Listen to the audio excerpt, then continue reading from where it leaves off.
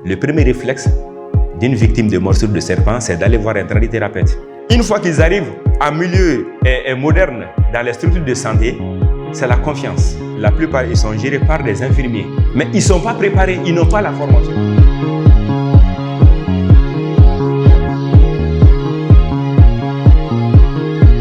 Il y a près de, vous voyez, 600 000, vous voyez, envenimations à travers le monde et surtout en Afrique. 600 000 envenimations, ce qui est supérieur aux accidents de la voie publique. Sur le plan incidence mondiale, à travers les études que nous avons menées en collaboration avec l'OMS, vous voyez, 10 pour 100 000 habitants.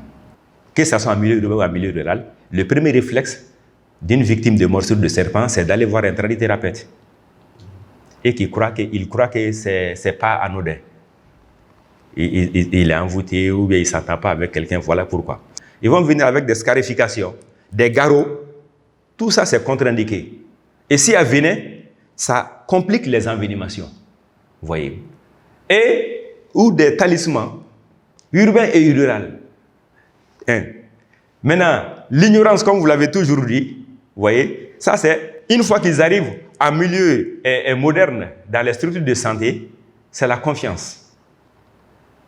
L'agent de santé, vous voyez, qui est l'interface immédiate, surtout les centres de santé communautaires, en milieu rural comme en milieu urbain. Vous voyez? Donc, soit dans un centre de santé communautaire, la plupart ils sont gérés par des infirmiers, des techniciens de premier cycle ou des techniciens de second cycle. Actuellement, on voit maintenant beaucoup de médecins. Vous voyez? Mais ils ne sont pas préparés, ils n'ont pas la formation.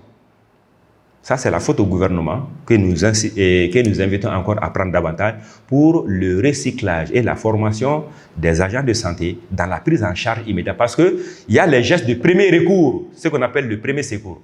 Et c'est ça où le patient vient, il est manipulé. L'agent de santé ne sait pas quoi faire parce qu'il n'a pas de formation pour ça. C'est une étude qui ne se fait pas immédiatement dans les centres de santé, dans les écoles de santé. Il n'y a pas de cursus pour ça. Heureusement, avec nous, les toxicologues actuellement, on l'enseigne à la faculté de médecine. C'est dans la confusion que ces envenimations et ces morsures sont traitées. C'est pourquoi, finalement, beaucoup de patients viennent à l'hôpital ou dans les centres de santé communautaires.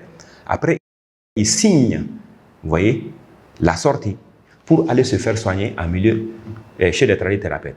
Parce que le coût est très élevé. Vous voyez, l'agent de santé qui n'est pas formé croit que non, il faut obligatoirement le sérum antivenineux. Alors qu'il faut, il y a des, comme je l'ai dit, il y a des signes cliniques et biologiques qu'il faut voir seulement chez le patient pour savoir que non, on n'a pas besoin de faire ceci, cela. Un simple médicament, sans le sérum antivenineux, on peut le traiter. L'agent de santé qui est là en premier contact, il est confus parce qu'il ne sait pas. Ah, la victime qui est là, mordue par un serpent, il dit qu'il est mordu parce que la prise en charge doit être cohérente. Le médecin ou l'agent ou l'infirmier doit être certain que c'est une morsure de serpent. Donc il doit écouter le malade qui dit qu'il a été mordu. Il n'a pas vu, mais il n'a pas pu rattraper, mais il a vu le serpent. Vous voyez? Ou parfois il n'a même pas vu, mais à travers les signes cliniques, comme j'ai dit, et les signes biologiques, s'il y a des gingivorragies, s'il y a des œdèmes au niveau des points de morsure, de savoir que c'est une morsure de serpent. Mais si c'est une morsure de serpent, il doit avoir la connaissance minimale, ce qu'on appelle le BABA, la connaissance des bases, pour savoir que c'est envenimation par vipéridé ou par un élapidé, c'est-à-dire les cobras, où il n'y a même pas d'envenimation, c'est une morsure blanche. Donc il doit faire la différence entre morsure et envenimation. Morsure blanche et envenimation. Vous voyez. Si c'est une morsure blanche, c'est une simple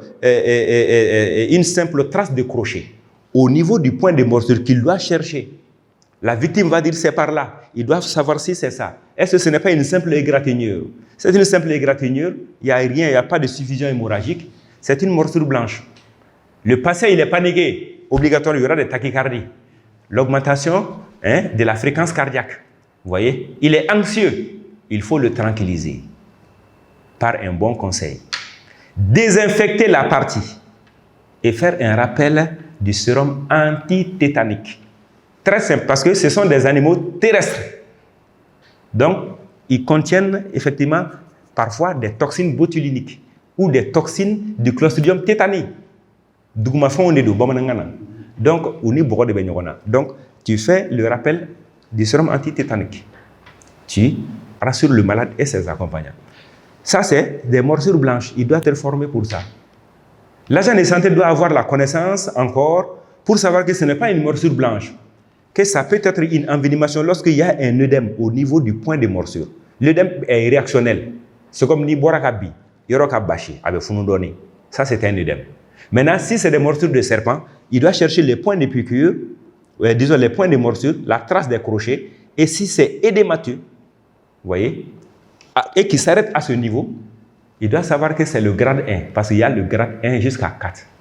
Il doit savoir que c'est le grade 1, et à ce niveau, je vais désinfecter la partie, il ne faut pas scarifier ni rien. Le patient arrive avec des garrots, des gestes de contre-indication, et ces gestes de contre-indication, c'est les garrots, vous voyez, c'est les talismans, c'est les scarifications, après il met des médicaments traditionnels, ainsi de suite. Il doit enlever tout ça, désinfecter la partie, faire le rappel vaccinal, vous voyez, le vaccin antitétanique. Et également, le fait qu'il y a un petit édème au niveau du point de morsure, que c'est le grade 1, il faut tout simplement un flacon de sérum antivenimeux. Et que le gouvernement dit aussi qu'il fait ça, alors que c'est faux. Là, il faut être clair. Il y a, dans plusieurs centres de santé, il n'y a pas de sérum antivenimeux que le gouvernement dit qu'il a donné.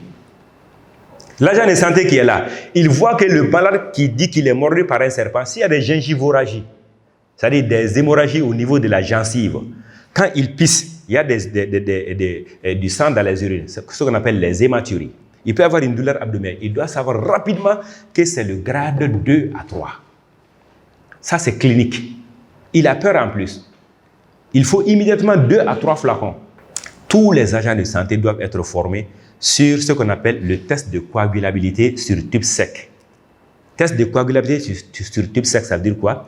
Quand le malade vient et qu'il est mordu par un serpent, après l'interrogatoire, d'ailleurs, l'interrogatoire doit être très bref, parce que s'il y a le venin, ça passe vite. Le patient peut aller dans le coma. Si c'est neurotoxique, si c'est les vipères, les cobras, si c'est les vipères, il peut mourir à cause des suffusions hémorragiques. Donc, très bref, il prend tout simplement des cc de sang, des millilitres de sang veineux, et il regarde la coloration. Si c'est coagulé, tu rassures le malade en lui montrant qu'il n'y a pas d'envenimation. Vous voyez. Mais, contrairement, ça peut ne pas être coagulé, mais légèrement coagulé. Le sang peut être fragmenté, comme par exemple le lait caillé, et c'est le grade 1 et 2. Donc, tu mets immédiatement 2 flacons d'antivenin. Imaginez 2 flacons d'antivenin. Le bon antivenin, comme je l'ai dit, ça va dans les 71 800. 2 flacons pour un paysan. Même si tu n'es pas un paysan, 2 flacons. 140 000 et quelques. Et voilà ce que le gouvernement devait acheter pour mettre à la disposition des structures de santé, comme il met l'albendazole et l'ivermectine gratuitement. Ouais, avec une bonne gestion. Ça ne doit pas être vendu. Si ce n'est pas ça, tu regardes le sang et que tu vois que tout est liquide. Après 20 à 30 minutes, tout est liquide. Il n'y a pas de caillot dedans. Il n'y a pas un fragment de caillot. C'est le grade 3 et plus. Quand ça atteint ce grade, ça veut dire que le sang est liquéfié dans les voies circulatoires. Joli, il est lindo fambé fait. Tu as vu? Et tu dois faire beaucoup attention sur les points de piqûre. Moindre point de piqûre, ça peut saigner et ne pas pouvoir faire une hémostase. Il va faire un bégatédio. Parce que joli, il est là, on a qu'à coaguler. Tu es obligé de faire des compressions à ce niveau. Et là, il faut 3 flacons, immédiatement 4 flacons, s'il a le moyen. À travers les signes cliniques et biologiques, l'agent de santé qui n'a pas la formation ne peut pas savoir que non, c'est la vipère heurtante. Surtout si la victime n'a pas pu identifier le serpent. Vous voyez, 1. Donc, en ce moment, il ne saura pas, est-ce qu'il faut prescrire, si ce sérum monovalent existe, est-ce qu'il faut prescrire ça ou bien il faut, parce qu'il n'a pas vu, il ne sait pas. Voilà pourquoi on a extrait plusieurs types de venins, des espèces différentes, vous voyez, et à travers ce clonage, on a fait un antivenin capable de lutter contre toutes ces espèces.